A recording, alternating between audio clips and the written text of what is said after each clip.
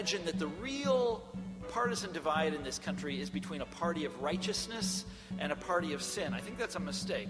Or that we're in some kind of titanic battle between enlightenment and ignorance. I don't think that's what it is. But I think that the right answer to this incredible reign of fake populism that has been going on for decades now, that the right answer to it is to give people the real deal. To show those Trump supporters out there that we care about them more than Trump does, that yes, the system is rigged, and Trump's one of the guys that rigged it. That's Thomas Frank, and this is Alternative Radio. I'm David Barsamian. This edition of AR features Thomas Frank on the country that voted for Trump. The election of Donald Trump was a stunning political upset. His victory defied the predictions of almost every pundit and pollster. Though he received about 3 million fewer votes than his opponent, the antiquarian electoral college system in the United States gave him the presidency. The New York real estate mogul, TV celebrity, and billionaire ran as a self-proclaimed outsider against what he portrayed as entrenched and corrupt political elites. He would drain the swamp in Washington. Despite a well-documented list of jaw-dropping gaffes and serial prevarications, he was able to convince enough working-class people that he would reverse the neoliberal economic policies that had so adversely affected them. And the Democrats? Well, what can you say? Facing one of the weakest candidates in history, they lost not only the White House, but also most of the state houses. Our guest today is Thomas Frank. He's the founding editor of the Baffler magazine, and he's the author of such bestsellers as One Market Under God, The Wrecking Crew, What's the Matter with Kansas, and Listen Liberal. He spoke at Town Hall in Seattle. And now, Thomas Frank. What I want to talk about tonight is Trump, or specifically the country that voted for Trump. And I still have a hard time getting my mind around that. And I'll often wake up in the morning back in Washington, the other Washington where I live, and it's this beautiful sunny day and the azaleas are in bloom, and I have 2 wonderful children, and I'll be so happy, and then I'll remember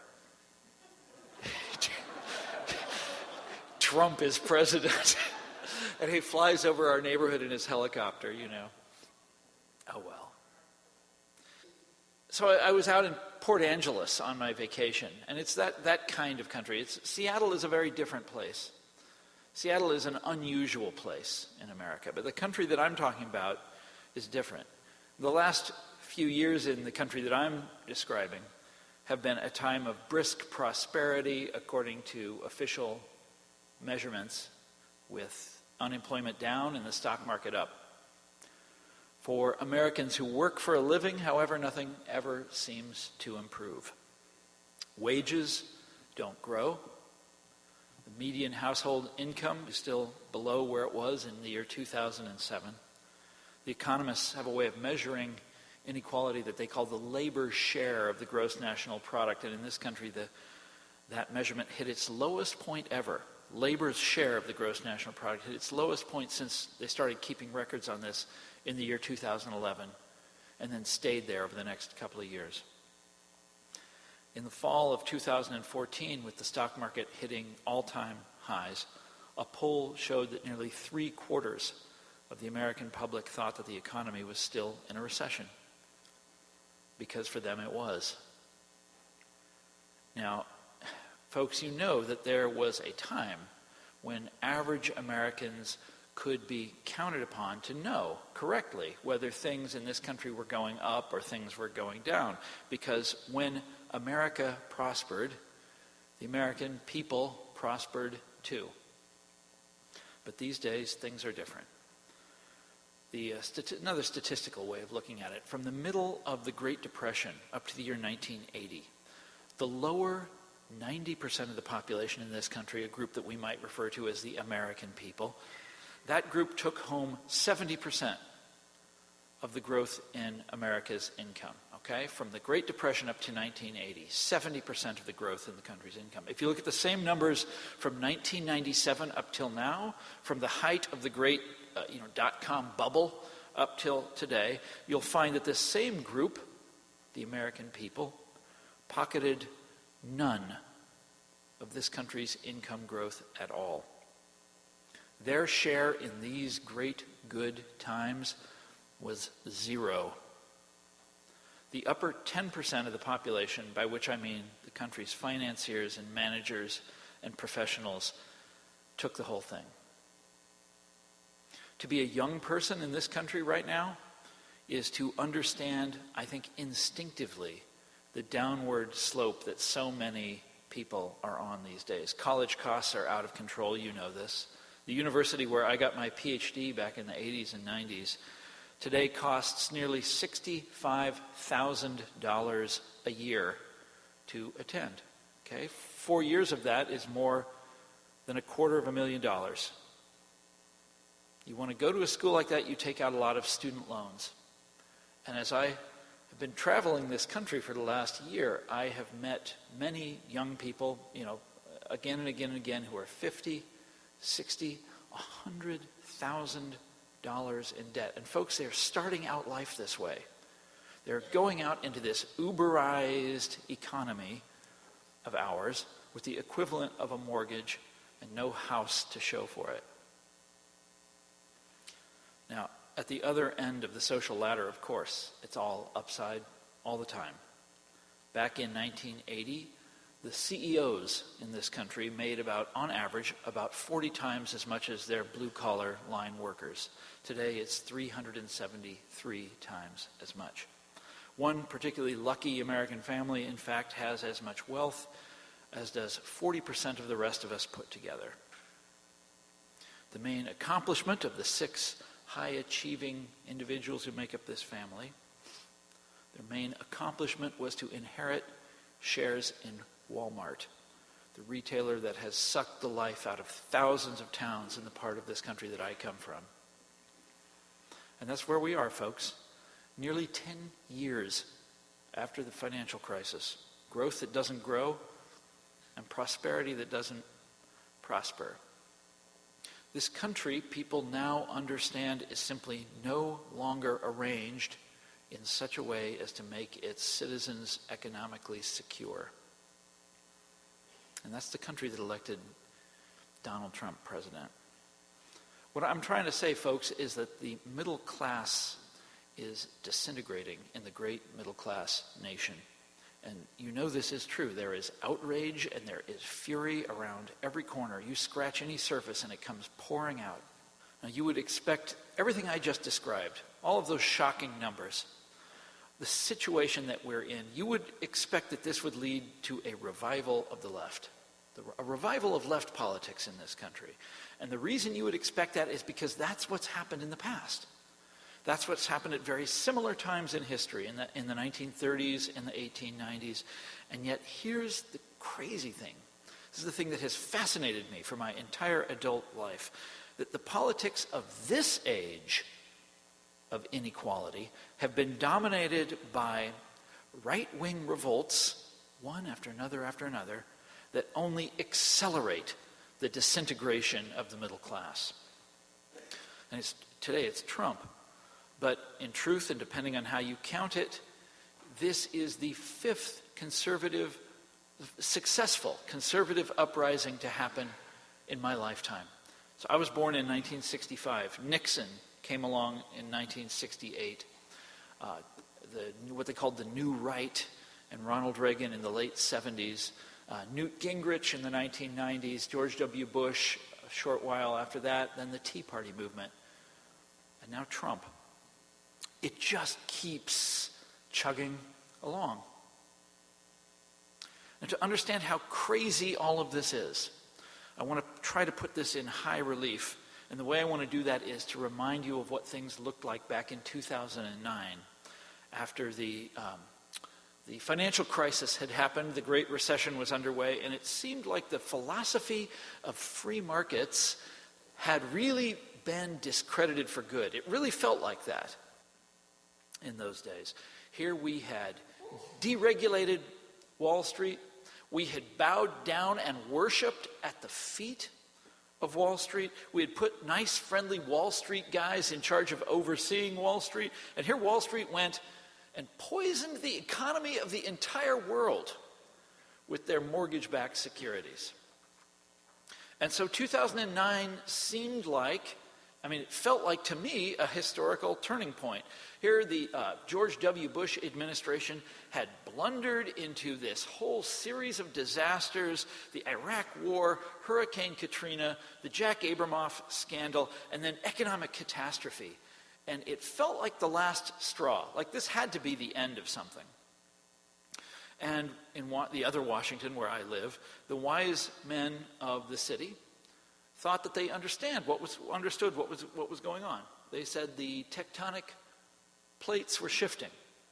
Conservatism's long reign was finally at an end. What had begun with Nixon back in '68 and had gone on with Reagan and all those people I mentioned was finally now, in 2009, it was done.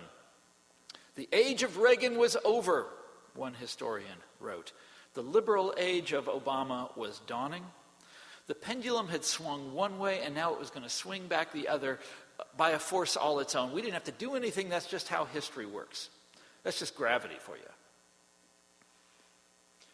Back in 2009, the pundits in the other Washington loved to talk about how the Republican Party was on what they called a political suicide mission, how its candidates had zero chance in the enlightened new America we were living in.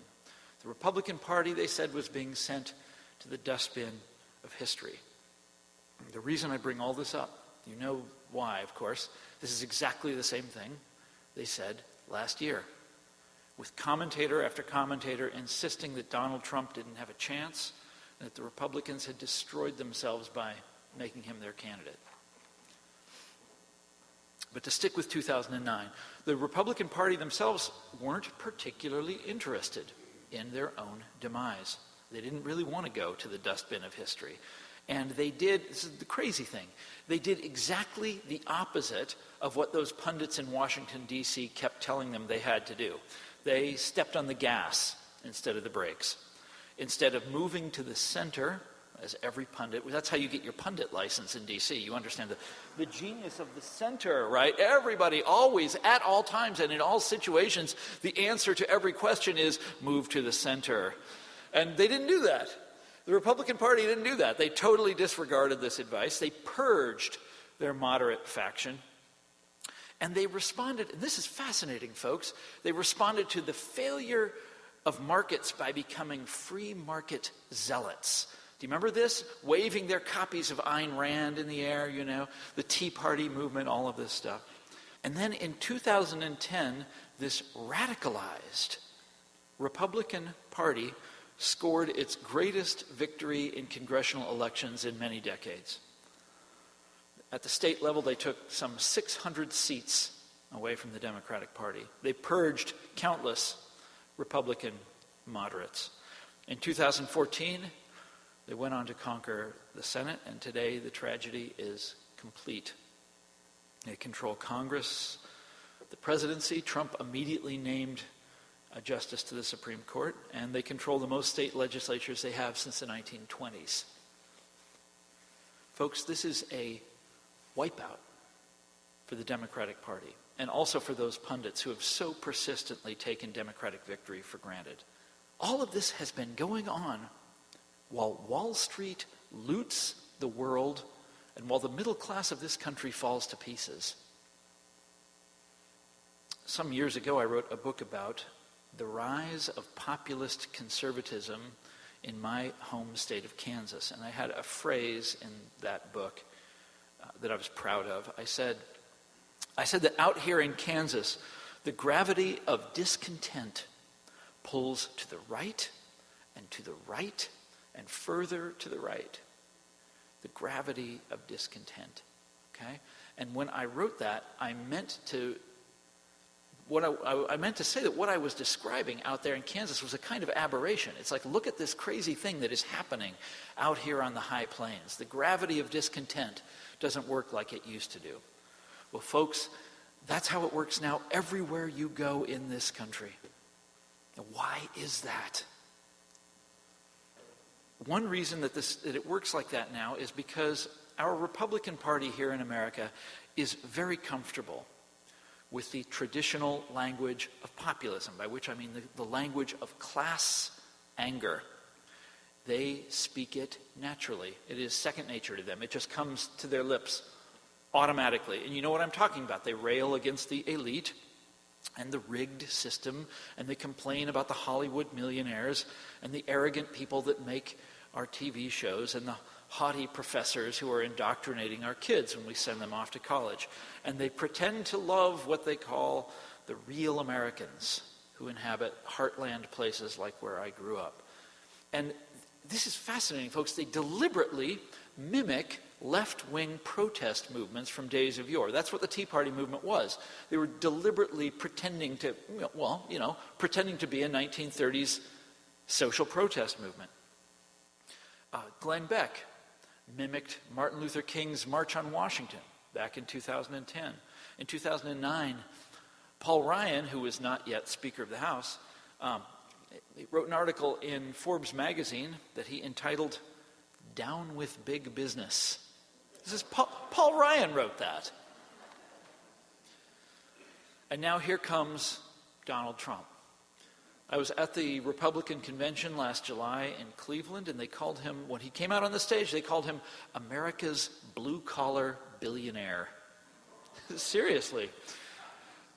And this was sort of the high point for Trump, his speech at the Republican. The Republican convention was a debacle. It was a complete disaster. They hadn't rehearsed anything. All of their celebrities didn't show up. It was a disaster. But Trump himself tried really hard. He clearly had put some effort into his speech, and it was like the high point of his campaign. And in that speech, he pledged himself to the working class voters who had been left behind by the current recovery. This is what he said. "I have visited the laid-off factory workers and the communities crushed by our horrible and unfair trade deals." Now, this next sentence is an exact echo of Franklin Roosevelt. "These are the forgotten men and women of our country," Trump said, "people who work hard but no longer have a voice."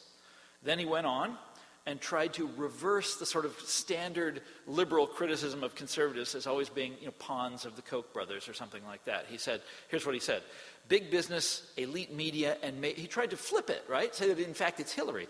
"Big business, elite media, and major donors are lining up behind the campaign of my opponent because they know she will keep our rigged system in place." The rigged system, remember, he stole that from Elizabeth Warren. This is everything here is theft. Well, it's like not theft. It's just this is what people do in politics, They swipe phrases from each other. Anyhow, he goes on. "They are throwing money at her," meaning Hillary, "because they have total control over every single thing she does. She is their puppet, and they pull the strings." Now, Donald Trump is a hypocrite. This is, in my opinion, a hypocrite and a vulgarian and a bigot. But when he said those things, the man connected emotionally. When he said the system is rigged, folks, he's right about that. When he pointed out that huge parts of this country have been deindustrialized and that's a terrible thing, he's right. What drives me crazy is that those are things that my side used to say. Those are things that my people used to say. So where are the Democrats in all of this? You know this, folks. Once upon a time, protecting the middle-class society was the primary mission of the Democratic Party. That's who they were. And they would never stop talking about it. We're about the middle class. We're about protecting the middle class. That's who they were. And Democratic leaders of the past, I think if you put them in our current day situation, they would have known exactly what to do about it. You take someone like Franklin Roosevelt or Harry Truman or Lyndon Johnson or Hubert Humphrey. These guys would have taken one look at what Wall Street is doing to the world, and they would have swung directly into action. Many of our modern Democratic leaders falter, however. They understand, mentally, that inequality is a terrible thing. It's It's an awful thing, and they cry big, hot tears about it. But they cannot find the conviction or the imagination to do what is necessary to put this thing into reverse. And instead, they offer us the same high-minded policy platitudes that they have been dishing up since the 1980s. They tell us, oh, dude, there's nothing anybody can do about technology, right? Nothing you can do about that. There's nothing anybody can do about globalization, right? Globalization, that is the invisible hand of God Almighty, reaching down from the heavens to reorganize human affairs just however he sees fit. Globalization. Nothing you can do about that. And so they promise us instead, you know what they promise. It's always the same thing. Charter schools, more job training. Yes, they'll shovel out the student loans. But other than that, folks, they got nothing. The example of their failure that I want to focus on tonight also comes from 2009. And I keep going back to this year because for me, this was the turning point. The same year when the Republicans were telling us that the Republican Party was dead. And the issue I wanted to talk about is the issue of the Wall Street bailouts. What to do about Wall Street, which was the great question of 2009. And if you ask me, the great question of this century that we're living in. This was the historical inflection point where this country and the entire world could have easily changed course. But our leaders chose not to. Okay? Folks, we came to the turning point in 2009, and we missed the turn. I want you to remember what it was like. Barack Obama had been elected president in a massive wave of hope and enthusiasm, and I was one of the hopeful ones. And he had the entire country, or most of the country anyways, at his back, an overwhelming majority. He had the world behind him. And then he proceeded to continue the Wall Street policies of George W. Bush, essentially unchanged. No big banks got put into receivership. Now, I don't know about Seattle, but in Kansas City, we put banks out of business all the time. Small banks and medium-sized banks, it's a common procedure, okay? But for whatever reason, it could not be applied to Citibank, okay? No big banks got put into receivership. No bailouts got unwound. No elite bankers got prosecuted. Hell, they didn't even get fired. Obama did fire the CEO of General Motors. He had no problem doing that. But not the guys at Wells Fargo. No. Not the guys at Goldman. Of course not. So what I'm saying is that Obama and his team, the Democratic Party, refused to change course when every sign was telling them it was time to turn. When it would have been healthy for the country to turn, good for the country's economy to make that turn, when it was fully within their power to turn. It's not anymore, but it was at the time, thanks to the bailouts. When it would have been overwhelmingly popular to turn. I mean, had Barack Obama gotten tough with some of these guys, he would still be president today. We would have amended the Constitution to keep him in there. And lastly, when the country fully expected our government to make this turn. And when I say the country fully expected them to make the turn, the Wall Street bankers themselves expected this to happen. You remember the famous meeting that they had with Barack Obama almost exactly 8 years ago to the day? And he called them all down to the White House, the leaders of the big investment banks. And they go into the meeting and they're ashen-faced because they know what's going to happen to them. They know what he's going to do. They're going to meet the new Franklin Roosevelt, and he is going to take them to the woodshed. And they come out of the meeting a couple hours later, and they're all smiles. Because what we did for them, folks, is we foamed the runways for them, in the immortal phrase of Treasury Secretary Tim Geithner. We foamed the runways for the banks. Why? Look, let's get one thing out of the way right away. Barack Obama didn't play this greatest issue of them all the way he did because the working class rose up to defend Wall Street. That is not what happened. He didn't play it the way he did because the presidency lacks sufficient power. The presidency is an enormously powerful office, as we are reminded every day these days when we wake up in the morning and open the newspaper and see what outrage Donald Trump has committed overnight. Folks, Barack Obama played this issue the way he did back in 2009 because that's how he wanted to play it. And we have to get our heads around that if we want to understand what has gone wrong with the Democratic Party. But in truth, saying that only pushes the problem back a little bit, because why did he want to play it that way? And this, folks, does not start with Barack Obama. If we want to understand why he chose to act the way he did in 2009, we have to go back to the 1970s, to the 1980s, to the 1990s.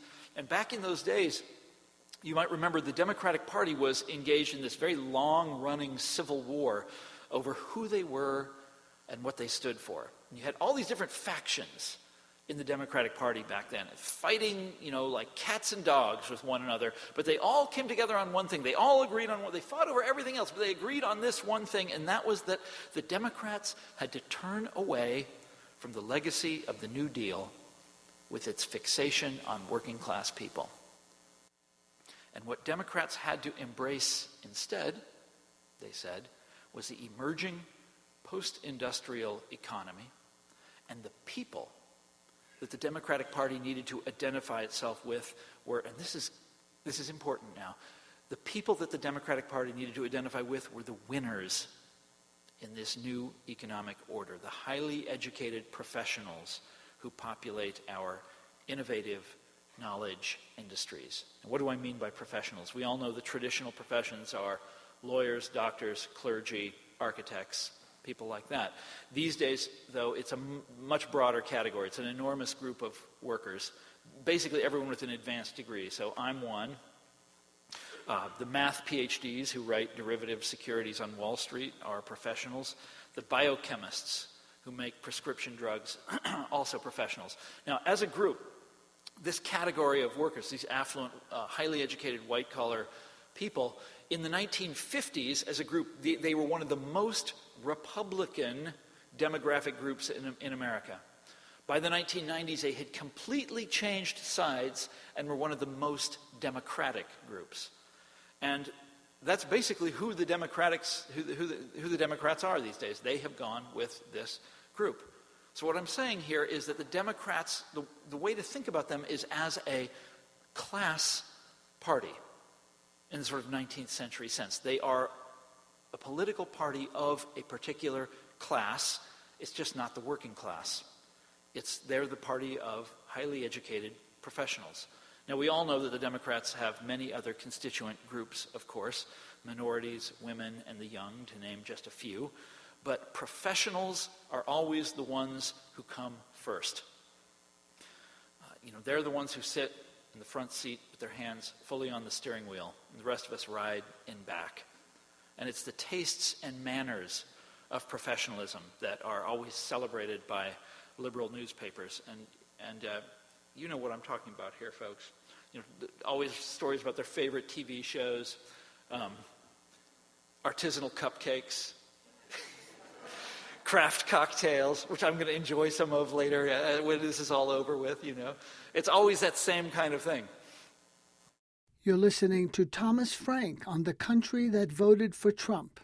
This is Independent Alternative Radio. You can order copies of this program by calling 1-800-444-1977. That's 1-800-444-1977. Or you can order online on our website, alternativeradio.org. That's alternativeradio.org. So what I'm saying is that American liberalism started in the 19th century as a populist movement. But today it is kind of the opposite of that. It's a movement of winners and the highly credentialed. The Democrats have developed all of these flattering phrases for their favorite demographic group, this group that they love above all others. They call these high-achieving professionals the wired workers who will inherit the future. They're supposed to be a learning class that truly gets the power of education. Here's one you've heard. They are a creative class. We hear this all the time nowadays. Do you ever stop and think about that? The idea that creativity is the property of a class. And that in order to please this class, we have to reorganize the map of the city. We have to set up art zones and this kind of thing. Hell, we have to write trade deals to make this class happy. Otherwise, they'll all be moved to Germany or something like that. We have to bow down before the creative class. Anyhow, here's the thing. Democratic leaders are themselves always drawn, or almost always drawn, exclusively from the ranks of this same group, okay? Think about the life stories of Bill Clinton, Barack Obama, Hillary Clinton. They all have this very similar trajectory where they're all plucked from these lives of obscurity by fancy schools. Bill Clinton was this teenager in Hot Springs, Arkansas, right? He was in the school band and this kind of thing. And he goes to Georgetown. He becomes a Rhodes Scholar. He goes to Yale Law School, and the gates of the world just sort of swing open for him. And with Barack Obama and Hillary, it's exactly the same kind of story. And if you look at their cabinet choices, it's the exact same kind of people. Okay, so let me summarize the idea for you. What I think is the guiding idea of the Democratic Party and what makes them everything about them so frustrating. It is that professionals are a kind of magical class. In fact, they are the heroes of history. You might remember in Karl Marx, it was supposed to be the proletariat that stands at the end of history. They're the winners, at the end of this long dialectic. Well, for Democrats, it's the creative class. That's who stands at the end of the great dialectic of creativity and innovation. They also happen to be the number one constituency of the Democratic Party, and the leaders of the party are almost always drawn from the same group. So you see what I'm getting at here, folks. It is a shift. What I'm describing is a long-term shift of allegiance from the traditional working and middle class to professionals. And this is what explains everything that is so massively frustrating about our modern-day Democrats. I mean, how do you get into a situation like the one we're in now, where inequality is growing, inequality is out of control? I mean, we are headed back to a 19th century pattern of wealth distribution.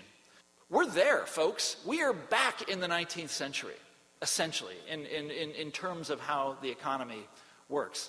And the party of the left, can't do anything about it.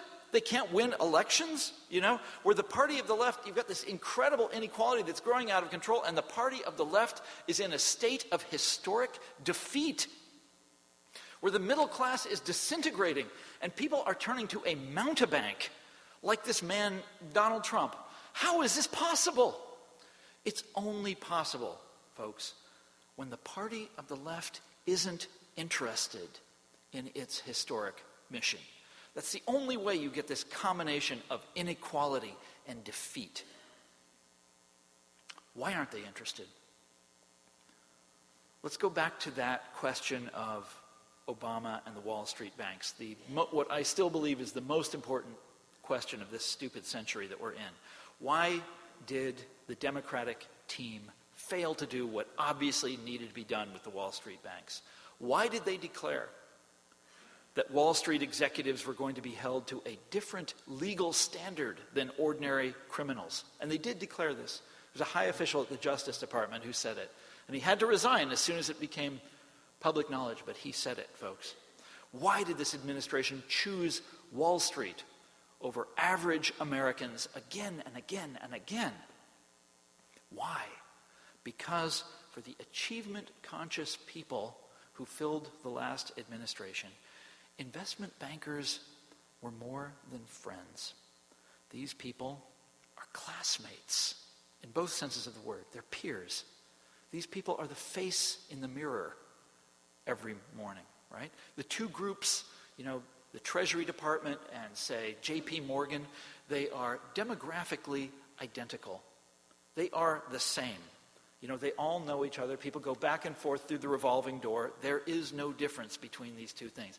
Say, people at the Justice Department, they look at Wall Street and they see an industry filled with people of subtle minds and extraordinary innovativeness and this sophisticated jargon, and God, they love that jargon. You know what I'm talking about? Wall Street has contrived this whole bogus jargon in order to shield themselves from outside scrutiny, And the Democrats are like, dude, that is so sophisticated.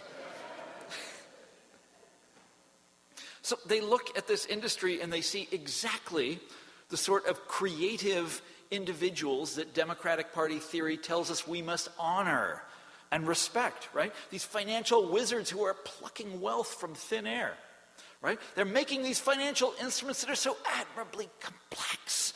It's like, dude, it's like financial rocket science, as one administration official said. And by the way, he said that as a way of explaining why they couldn't prosecute these guys. Dude, it's financial rocket science. No one understands it. Complexity. And folks, it is exactly the same attitude that they have towards Big Pharma. So innovative. You can't import generic pharmaceuticals from Canada or from India or something. Oh, no. You have to protect these innovative companies. You have to protect Pfizer. And folks, mega dittos for Silicon Valley, an industry that can do virtually no wrong in democratic eyes. I mean, so lovable. Think of Mark Zuckerberg. So professional, so creative that for this one industry, enforcement of our country's antitrust laws was basically suspended. What does a party of the professional class believe in? Well, you know the most important item on the list, the only item that really matters, is meritocracy. The, faith that the successful deserve their rewards, and that the people on top in our society are up there because, God damn it, they are the best. Okay, this is the first commandment of the professional class. Everyone gets what they deserve, and what they deserve is defined by how they did in school. Okay? So, the only solution for inequality, if this is your attitude, the only real solution for inequality is for you to go to a really top-rank college, right? They look at that farmer watching his way of life blow away in the wind out in Missouri or somewhere, and they're like, dude, you should have gone to MIT, You see what I'm getting at here, though? This is not a philosophy for reducing inequality. This is a philosophy for rationalizing inequality. It is always your own fault. Whatever has happened to you, it is always your own fault, because the way you screwed up back in elementary school or in high school, right? You didn't graduate. How many stories have you seen in the paper blaming, members of the working class for their own problems because they didn't go to college?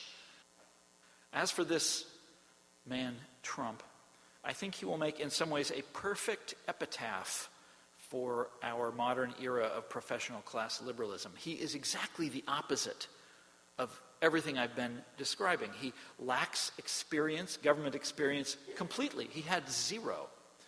He holds expertise in contempt.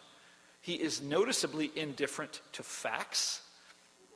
Remember how I was talking about the pundits are all in love with consensus and bipartisanship and moving to the center? What do you think Trump thinks about that? He doesn't care. He doesn't give a damn what the pundits think. This man is a human middle finger to the to everything that makes up the sort of vision of the DC vision of the presidency. And what is our response to the age of Trump? Now, I know it is fun to enlist in the political wars. I know, I've done it, I've been there. And it is fun to speculate about what a stupid man Donald Trump is. But every time I think about mocking him for that, I recall that back when Ronald Reagan was president, somebody put out, there's this book of stupid remarks that he had made. And, enormous whoppers and lies. And, remember his tall tales? And illustrated with photos of Reagan actually looking stupid. And folks, he kicked our ass. And then we did the same thing with George W. Bush. There were all these little books you could buy of quotations of Bush sounding stupid, illustrated with photographs of Bush looking stupid. And he beat us too. And now here comes Trump. I also think it's probably going the wrong way to scold his clueless supporters and to imagine that the real party divide, the real partisan divide in this country is between a party of righteousness and a party of sin. I think that's a mistake. Or that we're in some kind of titanic battle between enlightenment and ignorance. I don't think that's what it is. But I think that the right answer to this incredible reign of fake populism that has been going on for decades now, that the right answer to it is to give people the real deal. To show those Trump supporters out there that we care about them more than Trump does, that yes, the system is rigged, and Trump's one of the guys that rigged it. I'm from Kansas, folks, and I can't help but think that populism by itself is a very healthy thing. A suspicion of elites, a hostility towards arrogance, towards aristocracy. That's who we are as a people. That is democracy. That's what it looks like. And it's not hard to figure out the kind of populist issues that the Democratic Party could come up with that would bring working people back into the fold. Think about it. A lot of Bernie's issues look very good. Universal health care, free college, I'd go for that. How about enforcing antitrust laws in this country? How about making it easier to form a labor union in this country again? Look, none of these are... Thank you. Can I just say, none of these are radical issues. These are all, straight out of the sort of Harry Truman playbook, These are like, this is who the Democratic Party used to be. These are the same things that would win elections for them, that would bring these lost voters back, and would stop the disintegration of the middle class society, would reverse inequality. It's win-win. You know how long it took me to come up with those issues? I swear, 10 seconds. Really, it's the easiest thing in the world to come up with the issues that would win for the Democrats. That's not hard. It's not hard at all. The hard thing is making the Democrats commit to those things. They don't want to do it. They have resisted everything I just described. They have resisted this stuff for decades with every fiber in their being, and they continue to resist right down to this day, even after the debacle of last November. Folks, they are going to have to be dragged kicking and screaming to victory. And until the day that happens, we are going to bounce along in this country from government by one set of affluent people to government by a different set of affluent people. Your consensus-minded Clintonism deregulates the banks, and then yields to George W. Bush authoritarianism, which deregulates the banks some more, self-destructs, and allows the consensus team another chance, which they inevitably fumble, and so on and so on. Where is this all going to end? Only when we, the people, come back for our party. Thank you very much.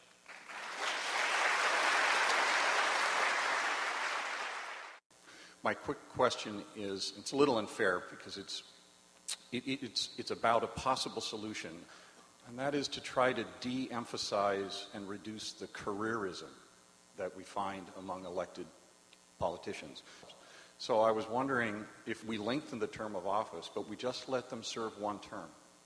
They wouldn't have to raise money after they were first elected. Yeah. And we would get not a bad people idea. who were not careerists. I just was wondering. Term limits, right? Yeah, it was very popular one time. I was never, term limits is for a lot of people that they think that is a really good structural solution. We have to do something. There has to be some structural change. The money in politics is out of control, and that's not going away anytime soon. Something has to change. Another change that I would like to see happen is make it easier to, this is never going to happen either. It's completely pie in the sky. But we ought to have third parties in this country again.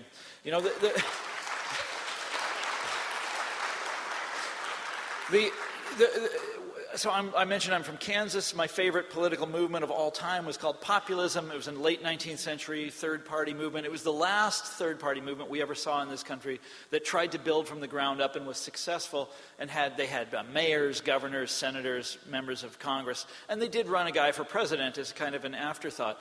Today, when we talk about third parties, it's usually just a guy, Ross Perot running for president or something like that, and nothing else. And the reason that we've never seen another repeat of that is because as soon as populism died down, the Republicans and Democrats came together all over America and passed laws against, the strategies that the populists used. It's complicated here, but they basically made it impossible to build a real third party anymore. And that's not healthy. But there's a bunch of structural changes that I would love to see happen that I think would really change things. Frank Rich had a column in New York Magazine pointing out that the Democrats only lost the presidency or the Electoral College by 72,000 votes in Wisconsin, Pennsylvania, and Ohio.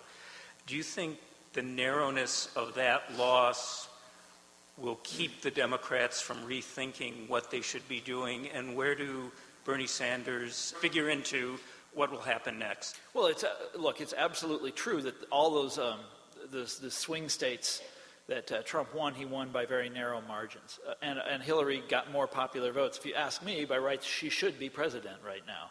I mean, more people voted for, it's a democracy. More people voted for her than voted for him.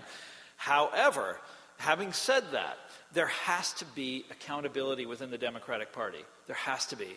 And they are brushing any criticism of themselves off by pointing to things like that, which are, of course, true facts, and also by blaming the Russians. Have you guys heard this? This is everywhere now. Everywhere. Everywhere you go. It's like they've convinced themselves that that's what cost them the election. But I'm here to tell you that you heard what I'm here to tell you. You heard the whole talk.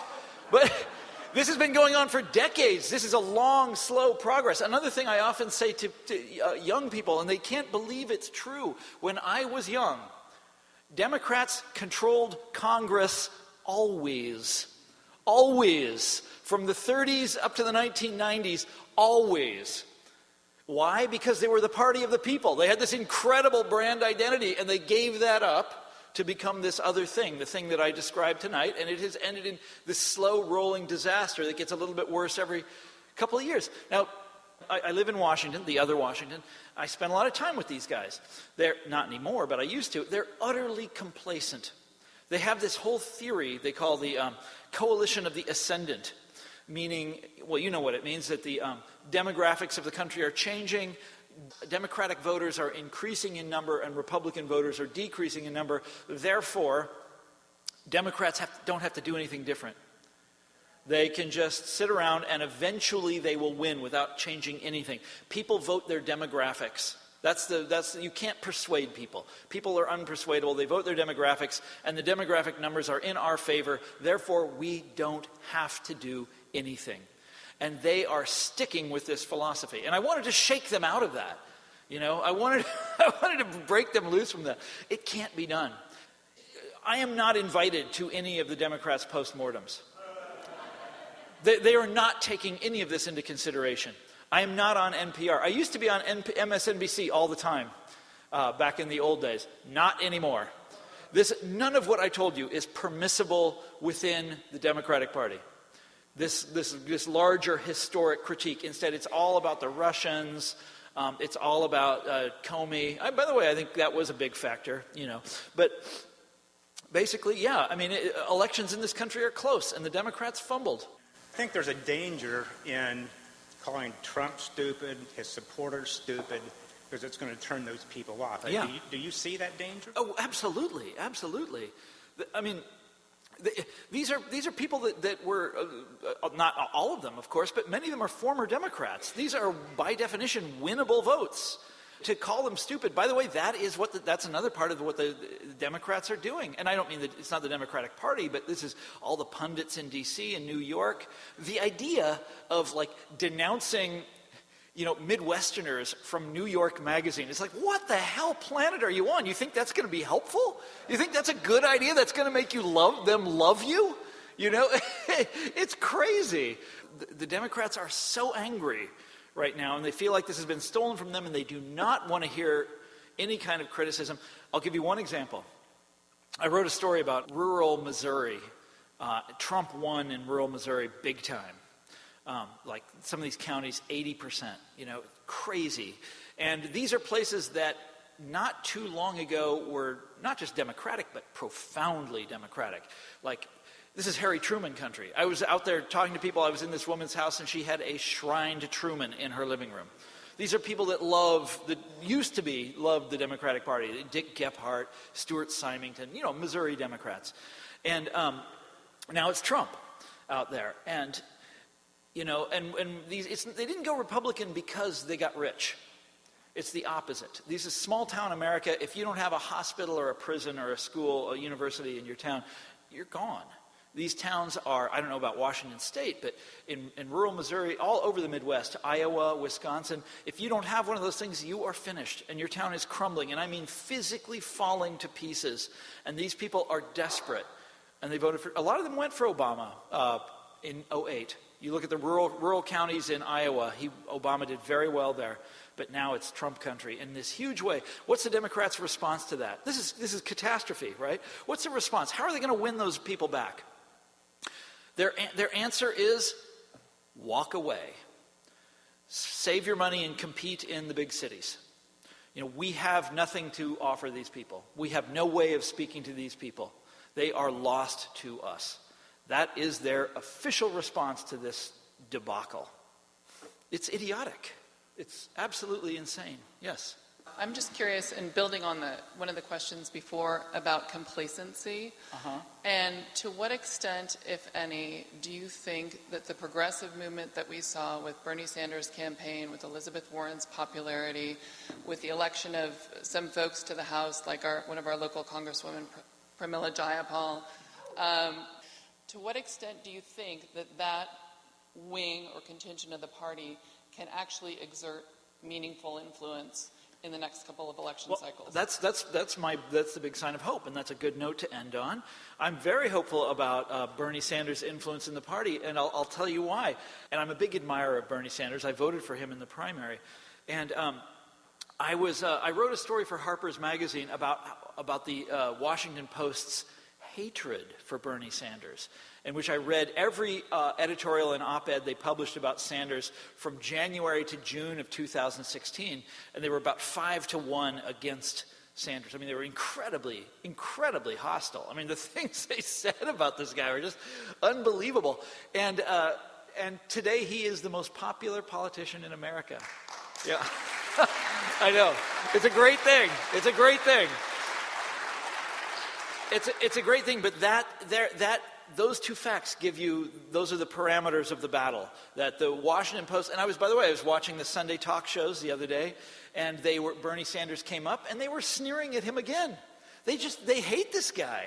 And what's funny is the public loves him. He's like this grandfatherly, he reminds you of Democrats from long ago, like a Harry Truman style Democrat. He's a great man, and his ideas are not radical. And that accent of his, which I at first thought must be an incredible turnoff, actually is kind of reassuring, It's something that you remember from long ago, And the public loves this guy. But the people in D.C. absolutely hate him. And that's the battle. And that's going to be the battle for the next couple of years, is the Sanders faction, such as it is. I mean, he's not really in the Democratic Party, which is a part of the problem. But the Sanders faction of the Democratic Party versus the Clinton people.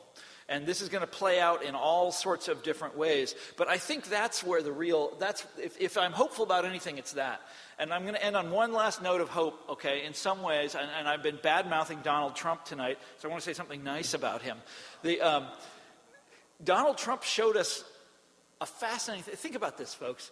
One of the things that we were told back in the 1990s was that the Democrats had to abandon being the party of the New Deal and being the party of working class people and all those things I described. One of the reasons they had to do that is because you couldn't raise any money that way. And now in the